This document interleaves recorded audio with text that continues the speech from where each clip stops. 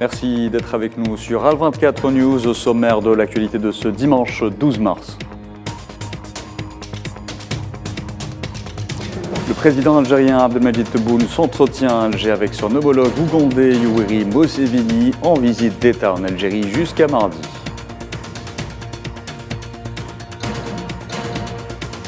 Dans le dossier libyen, le Premier ministre Abdelhamid Dbeiba affirme soutenir les efforts de l'émissaire de l'ONU en Libye en vue de tenir des élections avant la fin de l'année.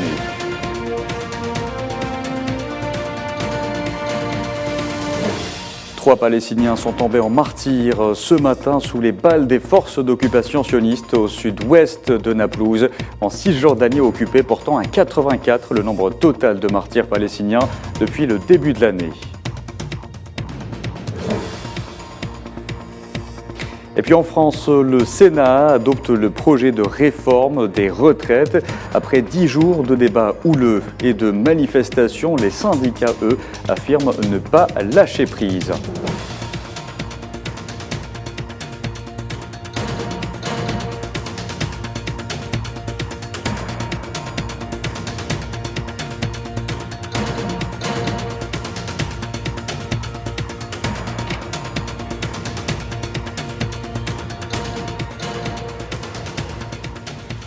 Bonjour à tous. Le président ougandais Yoweri Museveni effectue une visite d'État en Algérie jusqu'à mardi. Il s'est entretenu hier avec son homologue algérien Abdelmadjid Tebboune au salon d'honneur présidentiel de l'aéroport international d'Alger Ouali Boumedienne, et ce en présence de hauts responsables des deux pays.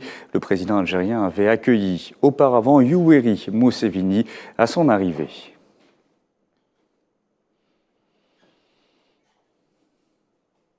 Et nous braquons les projecteurs dans ce Midi Info sur les liens unissant l'Algérie et l'Ouganda. Les relations sont appelées à se renforcer à la faveur de cette visite d'État. Alger et Kampala partagent une vision commune s'agissant des questions africaines. Leïla Guertal. Le ton de la visite du président ougandais à Alger est vite donné dès les premiers pas de Yoweri Museveni aux côtés de son homologue Abdelmadjid Tebboune à l'aéroport international Ouali Boumedienne.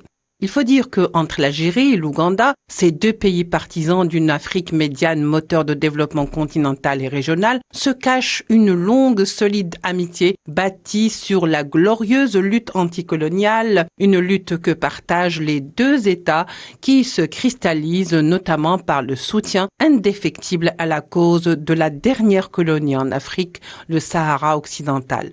Les visions communes entre l'Algérie et l'Ouganda, faut le dire aussi, sont nombreuses aux côtés du panafricanisme et la solidarité interafricaine. On peut également citer à titre d'exemple la coopération sud-sud, vivement soutenue d'un côté comme de l'autre. Les deux pays partagent la même position quant au renforcement de la concertation et de la coordination au sein des organisations internationales et du mouvement des non-alignés. Outre la diplomatie, la coopération bilatérale entre l'Algérie et l'Ouganda s'inscrit également dans cette dynamique de repositionnement juste pour les États africains. Les deux parties ayant fait part de leur attachement à promouvoir leur partenariat économique de manière à assurer une meilleure exploitation de leurs atouts. Dans le dossier libyen, les Nations Unies misent toujours sur des élections en Libye avant la fin de l'année. L'émissaire de l'ONU en Libye a appelé les parties libyennes à se mettre d'accord sur l'organisation d'élections présidentielles et législatives d'ici mi-juin, avec l'espoir de les tenir à fin 2023. Abdoulaye Bathily s'exprimait lors d'une conférence de presse dans la capitale libyenne Tripoli.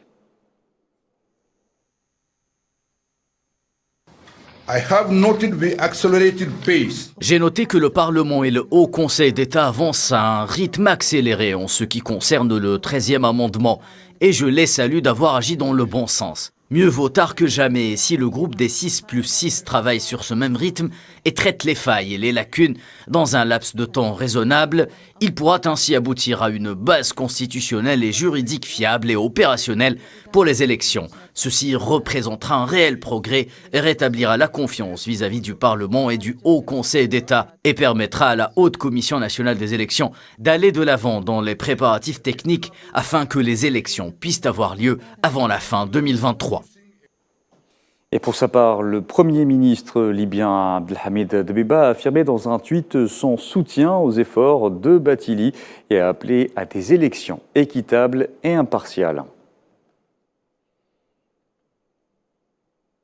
En Mauritanie, cette fois, 3 des 4 terroristes qui s'étaient évadés de la prison centrale de Nouakchott dimanche dernier ont été neutralisés. Le 4e fugitif ayant été arrêté lors de la même opération menée par les forces armées et la gendarmerie antiterroriste. Un gendarme a été tué au cours des échanges de tirs avec les évadés.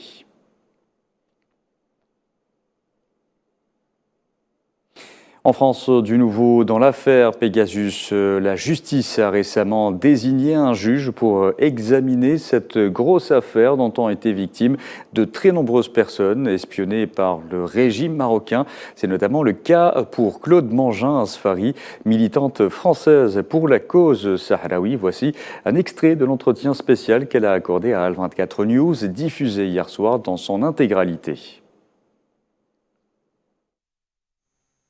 Monsieur Bouissou était donc sous surveillance NSO par mon téléphone et Monsieur Oubi Bouchraya, le représentant du Front Polisario de l'époque en France.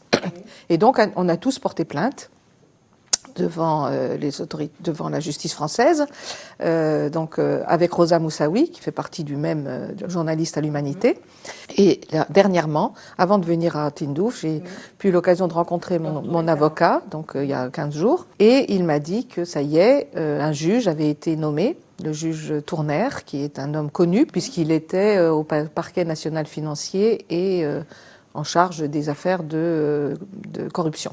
Donc je pense que c'est la bonne personne. L'affaire Pegasus a aussi touché le président français et plusieurs membres de l'ancien gouvernement. Elles sont des milliers de personnes à avoir été victimes du logiciel espion et la justice sera du pain sur la planche. Ça, c'est une affaire énorme puisque c'est des centaines, voire des milliers de Français qui ont été surveillés. Donc ça veut dire que ça prend beaucoup de temps, qu'ils n'ont pas plus de moyens pour autant. Donc ça risque de prendre beaucoup de temps. Mais le fait que ce soit le juge Tournaire qui a été choisi, c'est plutôt un bon signe. Voilà, c'est donc des extraits de l'entretien spécial accordé par la militante française pour la cause sahraoui, Claude Mangin-Asfari à Al24 News, un entretien que vous pourrez regarder dans son intégralité sur nos réseaux sociaux. Dans l'actualité également, le gouvernement béninois a instauré un couvre-feu dans 7 communes dans le nord du pays en vue de protéger les populations contre l'insécurité grandissante liée aux attaques terroristes. Les premières attaques meurtrières connues dans le nord du pays remontent au 30 novembre 2021. L'Angola a annoncé qu'il allait déployer un contingent de soldats pour soutenir les opérations de maintien de la paix en République démocratique du Congo suite à des consultations avec les autorités de la RDC. L'objectif principal étant la sécurisation des zones de cantonnement du mouvement du M23 et de protéger les membres du mécanisme ad hoc de vérification. Je vous en parlais en titre, 3 Palestiniens sont tombés en martyrs ce matin sous les balles des forces d'occupation sionistes au sud-ouest de Naplouse, en Cisjordanie occupée. L'armée sioniste a tiré sur 4 Palestiniens en poste de contrôle de Soura, tuant 3 d'entre eux, notant que la 4e personne aurait été arrêtée. L'assassinat des 3 Palestiniens porte à 84 le nombre total de martyrs palestiniens depuis le début de l'année, dont 15 enfants et une femme. Et sur le volet diplomatique, le président de l'État de Palestine, Mahmoud Abbas, a reçu hier soir à Ramallah l'envoyé spécial chinois pour le processus de paix au Moyen-Orient, Zai Jun, et la délégation qui l'accompagne. Les 2 parties ont évoqué les derniers développements dans les territoires palestiniens et les mesures unilatérales sionistes et qui conduisent à l'escalade et à la tension et violent aussi le droit international. L'envoyé spécial chinois a notamment affirmé la position ferme de la Chine en faveur du peuple palestinien et de sa cause juste, indiquant que la Chine restait favorable aux droits du peuple palestinien, à la liberté et à l'indépendance. Par ailleurs, l'entité sioniste a mené une agression aérienne en Syrie. Des missiles sionistes ont ciblé les banlieues de Tartous et Hama. Damas a affirmé que ses défenses antiaériennes avaient intercepté les missiles et abattu un certain nombre d'entre eux. 3 militaires syriens ont été blessés au cours de cette agression.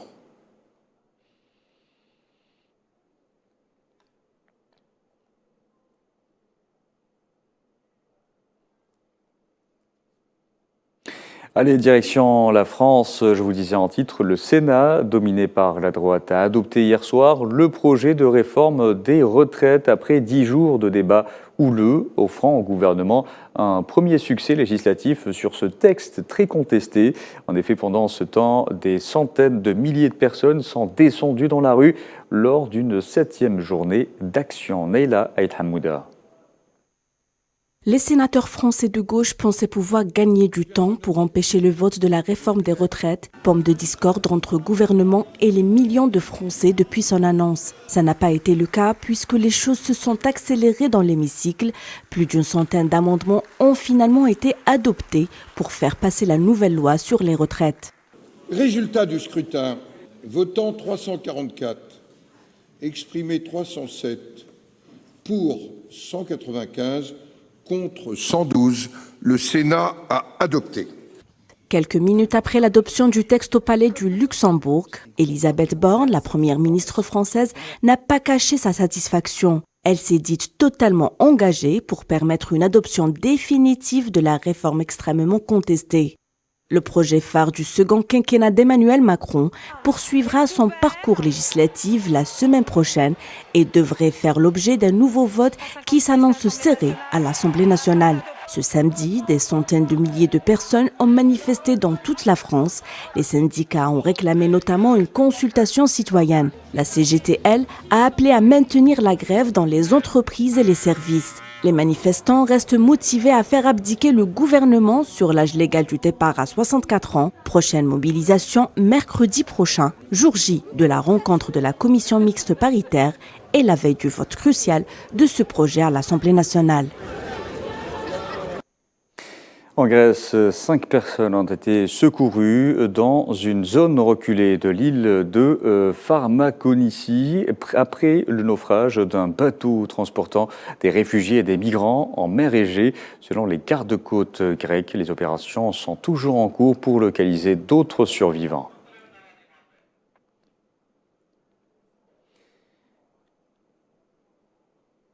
Dans le conflit russo-occidental, le ministre danois de la Défense a annoncé que le premier lot de chars Léopard 1 pourrait arriver en Ukraine au printemps prochain. Le ministre a ajouté qu'il était fier du don important fait par le Danemark et d'autres pays en vue de contribuer à la lutte de l'Ukraine.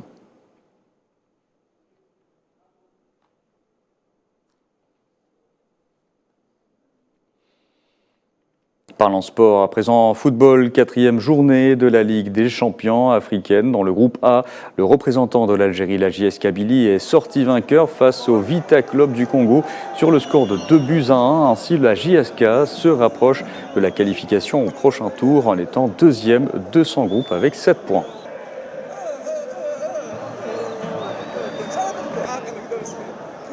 C'est très difficile de jouer Vita Club en ce moment parce que nous, on a joué il n'y a pas longtemps contre le CSC. On a laissé beaucoup d'énergie. J'étais inquiet par rapport à la fraîcheur des joueurs. C'est un match de Ligue des Champions qui laisse aussi beaucoup de traces. J'avais expliqué avec mon staff aux joueurs que c'était les portes d'un possible quart de finale qui s'ouvraient si au cas où on gagnait ce match. Vu le résultat précédent entre le Wydad et Petro. Aujourd'hui, le sentiment, c'est un sentiment de fierté par rapport à mes joueurs.